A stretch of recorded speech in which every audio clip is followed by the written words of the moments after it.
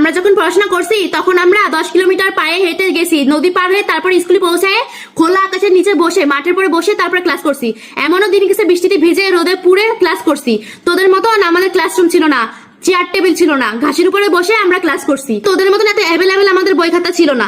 একটা বই নিয়ে আমরা 5-6 জনে মিলে ভাগ করে পড়াশোনা করছি।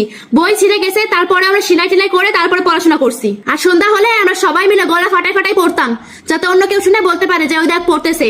আর তোরা তখন মিনমিন করে পড়িস। আমাদের সময় এরকম লাইট ছিল না, ফ্যান ছিল না, আমরা হেরিকেন জ্বালাই পড়াশোনা করছি, মোমবাতি জ্বালায়ও পড়াশোনা করছি।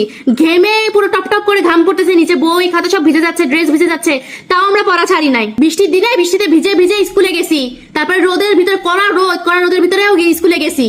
তোদের মতন এত ফাঁকি দিই নাই, ফাঁকিবাজি ছিলামও না আমরা স্কুল থেকে এসে সারা রাত দিন রাত 24 ঘন্টা শুধু পড়াশোনাই করতাম, পড়তেই থাকতাম আর পড়তেই থাকতাম।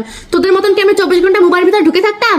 আমরা তখন এত পড়াশোনা করছি, ম্যাথের সূত্রও আমরা ঘুমির ঘরে বলতেছি।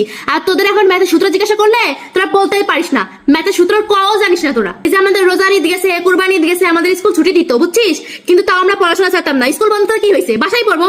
বই আমাদের পড়া পুরো শেষ হয়ে যাইতো, তাও সেই বই আমরা বারবার পড়তেই থাকতাম, রিভাইজ দিতেই থাকতাম। তোরা তো পড়াশোনা তো করিসই না বাসায়, শুধু 24 ঘন্টা ধরে মোবাইলে টিপিস। আমরা ভোর 4টা বাজে উঠে পড়াশোনা শেষ করতাম, পড়াশোনা শেষ করে স্কুলে যাইতাম, স্কুল থেকে এসে আবার পড়াশোনা করতাম। আর তোরা বেলা 12টা 1টা বেজে যায়, তাও তোদের ঘুম ভাঙে না, আবার যাবি তোরা স্কুলে, তাই না? নবাব জাদি এখনকার।